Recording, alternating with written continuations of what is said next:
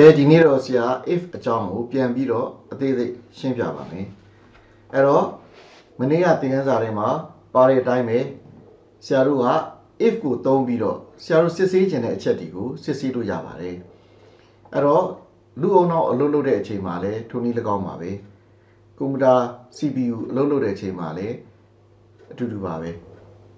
arithmetic operation တွေဖြစ်တဲ့အပေါင်းတို့အမြောက်စားတွေဆောင်ရွက်တယ်ပြီးလို့ရှိရင်သူတို့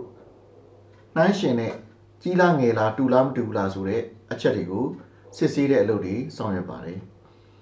ဒီမှာကွန်ပျူတာမှာကြီးလားငယ်လားတူလားမတူဘူးလားဆိုတာစစ်ဆေးနိုင်ဖို့အတွက် if ကိုအသုံးပြုနိုင်ပါတယ် if ရဲ့နောက်မှာစစ်ဆေးမဲ့အချက်ကိုရေးပြီးတော့ full colon အဆက်လေးနဲ့ဆက်ကိုချပေးရမှာဖြစ်ပါတယ်အဲ့ဒီစစ်ဆေးတဲ့ချက်မှန်တယ်ဆိုလို့ရှိရင် if အောက်က space ချထားတဲ့ဒီကုတ်တွေအလုပ်လုပ်သွားမှာဖြစ်ပါတယ်မှားသွားရင်တော့အဲ့ကုတ်တွေအလုပ်မလုပ်ဘဲနဲ့ဒီ if ကိုကျော်သွားမှာဖြစ်ပါတယ်စစ်ဆေးတဲ့အခါမှာတူသလားဆိုတာစစ်ဆေးဖို့အတွက်ဆိုရင် equal to ဆိုတဲ့ပုံမှန်သုံးနေကြသင်္ချာမှာသုံးနေကြ equal နှစ်ခုကိုသုံးရမှာဖြစ်ပါတယ်မတူဘူးဆိုလို့ရှိရင်ဒီသင်္ကေတကိုသုံးရမှာဖြစ်ပါတယ်အဲ့တော့မြားဒီဘက်လှည့်ထားလို့ရှိရင်ငယ်သလားလို့စစ်တာပါအဲ့တော့မြားဟိုဘက်လှည့်ထားရင်ကြီးသလားလို့စစ်တာပါဒါလေးကြတော့ငယ်လဲငယ်တယ်ဒါမှမဟုတ်လို့ရှိရင်ငယ်တဲ့အချိန်မှာပဲဖြစ်ဖြစ်တူတဲ့အချိန်မှာပဲဖြစ်ဖြစ်ဒါအလုပ်လုပ်မှာဖြစ်ပါတယ်ခဏနေကြာရင် practical စမ်းပြပါမယ်ဒီသင်္ကေတလေးကတော့ကြီးလဲကြီးတယ်ဒါမှမဟုတ်လို့ရှိရင်တူတဲ့အချိန်ကြာလို့ရှိရင်အလုပ်လုပ်မှာဖြစ်ပါတယ်အဲ့တော့ဒါလေးတွေကိုစမ်းရေးကြည့်အောင် Visual Studio ထဲမှာVS Code ထဲမှာအခုနမူနာ program လေးတစ်ခုကိုစမ်းရေးကြည့်အောင် h တန်ဖို့ကို9လို့ထားလိုက်ပါမယ်5ပေါ့ y တန်ဖို့ကို7လို့ထားလိုက်ပါမယ်ဒါကိုသုံးပြီးတော့ဆရာတို့စစ်ရအောင်ဒီမှာဆိုလို့ရှိရင်လူဆိုရင်တော့ကြည့်လိုက်တာ ਨੇ တန်းသိပါတယ် x ကငယ်တယ် y ကကြီးတယ် x နဲ့ y နဲ့မတူဘူးဒါရှင်းရှင်းလေးပါပဲအဲ့ဒါလေးကို program နဲ့ရေးပြီးတော့စစ်ကြည့်အောင် if တကယ်လို့ x က y နဲ့ငယ်သလား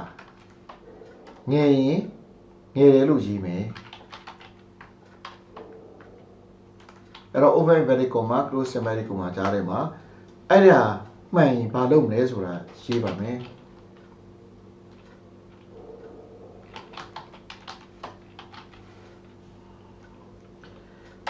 ဒါ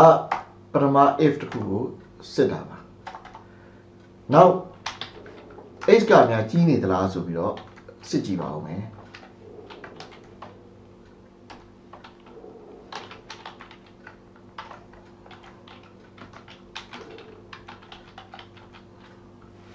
အဲ့တော့ဒီကုတ်ကို run ရင်ဘယ်ကောင်အလုပ်လုပ်မလဲဒီကုတ်ကို run လို့ရှိရင် h တန်ဖို့က5 y တန်ဖို့က7ဖြစ်တဲ့အတွက်ကြောင့်5က7တဲ့ငယ်တဲ့အတွက်ကြောင့်ဒီ statement မှန်သွားပါလိမ့်မယ်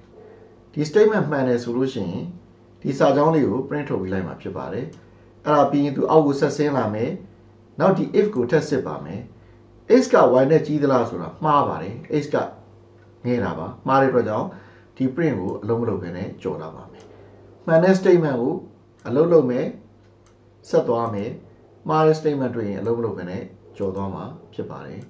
if ကတော့မှန်လားမှားလားကိုစစ်ပေးမှာဖြစ်ပါတယ် run ကြည့်အောင်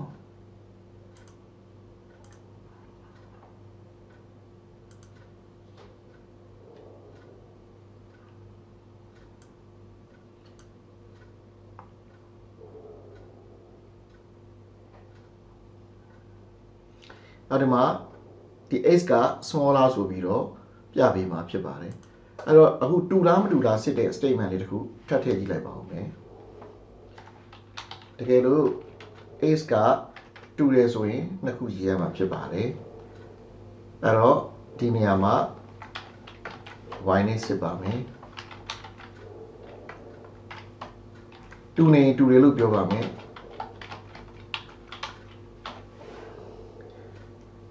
နောက်တစ်ခုက x နဲ့ y နဲ့ကမတူဘူးလားလို့စစ်ပါမယ်အဲ့တော့မတူရင်မတူဘူးလို့ပြောပါမယ်သူ့ရဲ့မတူတဲ့သင်္ကေတက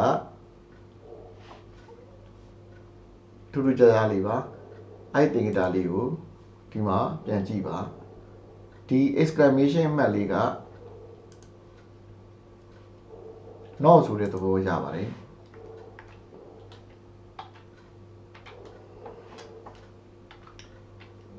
အဲ့တော့ဒီသင်္ကေတစောက်ထဲမှာပြောထားပေမဲ့မဖြစ်နိုင်ပါဘူး not equal to ဆိုတော့ not ဒီသင်္ကေတပဲဖြစ်ရမှာဒါဆိုရင်ဒီဖက်စာအုပ်ကဒီနေရာမှာမှားနေတာကိုတွေ့ရမှာဖြစ်ပါတယ်အဲ့တော့စာအုပ်အမှားတစ်ခုထပ်ထွက်လာပါပြီစာအုပ်ထဲမှာမှားနေတာပါနောက် Cambridge စာအုပ်ထဲမှာတော့မှအမှားပါတယ်ဆိုတာကိုယူဆိုင်မှာဖြစ်ပါတယ်စာအုပ်ထဲမှာပါတိုင်းယုံစားလို့မရပါဘူး program တကယ်ရေးပြီးစမ်းသပ်ကြည့်တဲ့အချိန်ကြာမှဘယ်ဟာမှန်တယ်ဆိုတာကိုသိရမှာဖြစ်ပါတယ်အခုဆရာတို့ဒီ program ကို run လိုက်လို့ရှိရင်ဘယ်ဟာတွေအလုပ်လုပ်မလဲ x က5 y က7ဆိုတော့ဒါမှန်သွားပြီးတော့ဒီစာကြောင်း print ထုတ်မယ်ဒီဟာမှားသွားတော့ဒီစာကြောင်း print မထုတ်ဘူးမှားသွားတော့ဒီစာကြောင်း print မထုတ်ဘူးမှန်ပါတယ် h နဲ့ y နဲ့မတူတော့ဒီစာကြောင်းလည်း print ထုတ်ပါမယ်ဒါကြောင့်ဒီစာကြောင်းနဲ့ဒီစာကြောင်းကို print ထုတ်ပေးရမှာဖြစ်ပါတယ်အဲ့တော့ကိုဖြစ်ချင်တဲ့ဟာကိုကိုယ့်ဘာသာကိုစီစဉ်ပြီးတော့ရေးရမယ်ပြီးရင်ဘာဖြစ်မလဲဆိုတာကို program run မဲ့နဲ့တကြောင်းချင်းဘာဖြစ်သွားမယ်ဆိုတော့ကိုကစဉ်းစားပြီးတော့စက္ကူပေါ်မှာအရင်ဆုံးအဖြေထုတ်ကြည့်လို့ရပါတယ် program ဆိုတာကွန်ပျူတာရှိမှ run လို့ရတာမဟုတ်ပါဘူး program ဆိုတာတကြောင်းချင်းဒီကြောင်းလေး run လိုက်လို့ရှိရင်တော့ h ထဲကို5ရောက်သွားမယ်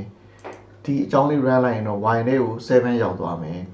7 copy ကူးထည့်လိုက်ပါပေါ့လေဒါဆိုလို့ရှိရင်5က7နဲ့ငယ်တယ်ဆိုတဲ့ statement မှန်တယ် h နေရာမှာခုနပြောတဲ့5အစားထိုးပြီး y နေရာမှာ7အစားထိုးကြည့်လိုက်ပါဒါဆိုလို့ရှိရင်ဒီကောင်မှန်တယ်ဆိုတာတွေ့ရပါလိမ့်မယ်ဒါဆိုရင်တော့ဒီစာကြောင်းထွက်တော့မယ်ဒီလိုမျိုးစဉ်းစားယူရတာဖြစ်ပါတယ်ပြီးလို့ရှိရင် run ကြည့်ပြီးတော့ကိုစဉ်းစားတဲ့အတိုင်းဖြစ်မဖြစ်စစ်ဆေးရမှာဖြစ်ပါတယ်အခုဆိုလို့ရှိရင်နှစ်ကြောင်းလုံးလောက်တာကိုတွေ့ရမှာဖြစ်ပါတယ် h က small ဖြစ်တယ်ဒါကြောင့် h နဲ့ y နဲ့မတူဘူးဆိုတာထွက်လာပါလိမ့်မယ်အခုဒီကုတ်ကိုပြင်ရေးပါမယ် h ကိုလည်း7 y ကိုလည်း7ပြင်ရေးပါမယ်ဒါဆိုရင်ဘာဖြစ်မလဲကြည့်ရအောင် run ကြည့်မယ်အဲ့တော့ငယ်တယ်ဆိုတဲ့ဟာမှားသွားပါပြီကြီးတယ်ဆိုတာလည်းမှားသွားပါပြီတူတာဆိုတာမှန်တဲ့အတွက်ကြောင့် x is equal to y ဆိုတာထွက်လာပါလိမ့်မယ်မတူဘူးဆိုတာမှားသွားတဲ့အတွက်ကြောင့်ထွက်လာမှာမဟုတ်ပါဘူးဒါကြောင့်ဒီထဲမှာမှန်တဲ့ချက်ကတစ်ခုပဲရှိတဲ့အတွက်ကြောင့်တစ်ခုပဲအလုပ်လုပ်မှာဖြစ်ပါတယ်အဲ့တော့ if ဒီအများကြီးတန်းစီရေးထားလို့ရှိရင်မှန်တာကတစ်ခုတည်းလည်းဖြစ်နိုင်သလိုတစ်ခုတည်းလည်းပို့နိုင်ပါတယ်အခြေအနေပေါ်မူတည်ပြီးတော့စဉ်းစားရမှာဖြစ်ပါတယ်အဲ့တော့ sketch debugging လုပ်မယ် run ကြည့်ပါမယ်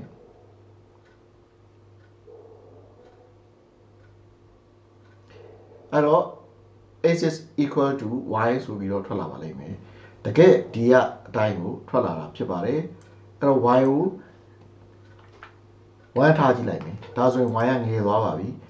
y ကငယ်သွားတဲ့အတွက်ကြောင့် x ကကြီးသွားပါပြီ x ကကြီးတဲ့ statement မှန်သွားပါလိမ့်မယ် x ကမတူတဲ့ statement မှန်ပါလိမ့်မယ် run ကြည့်အောင်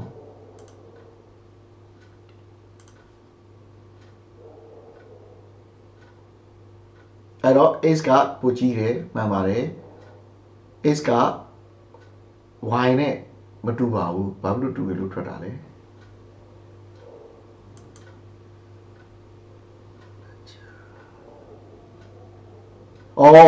ဘာကြောင့်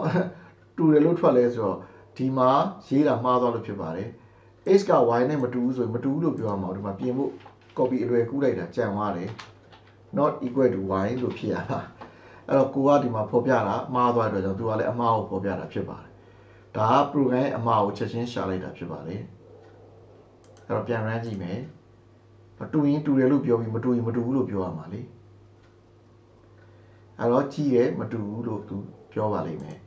နောက်တစ်ခုက equal to ပါတဲ့ကောင်လေးတွေစမ်းကြည့်အောင်အဲ့တော့ငယ်လဲငယ်တယ်တူလဲတူတယ်ဆိုတဲ့အခြေအနေမျိုးကိုကြည့်ရအောင်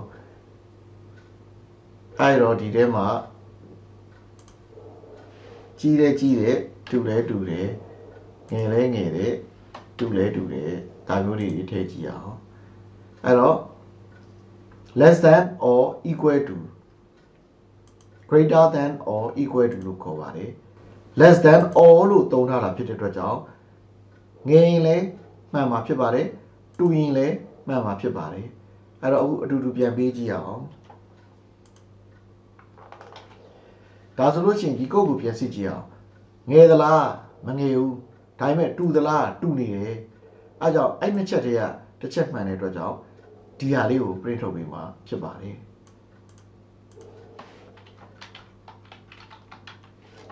အဲ့တော့အဓိပ္ပာယ်ရှိတဲ့စာသားဖြစ်အောင်ပြောင်းရေးလိုက်တာဖြစ်ပါတယ်ဒီမှာလည်းအဓိပ္ပာယ်ရှိတဲ့စာသားလေးကို print ထုတ်ပါမယ်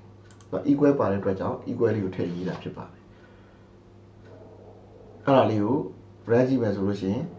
equal ပါတဲ့ဒီတစ်ကြောင်း run ပါမယ်ဒီတစ်ကြောင်းလည်း run ပါမယ်ဒီအကြောင်းလည်း run ပါမယ်ဒါကြောင့်၃ကြောင်းထွက်လာပါလိမ့်မယ်အောက်ဆုံးအကြောင်းကတော့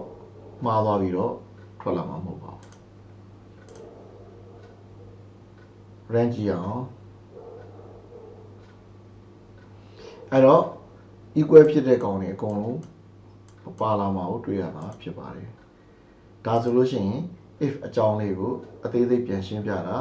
သဘောပေါက်လောက်ပြီလို့ထင်ပါတယ်တော့ကိုယ့်ကိုစမ်းရေးကြည့်ပါကဏ္ဍတွေအစားထိုးကြည့်ပါကဲအားလုံးကိုကျေးဇူးတင်ပါတယ်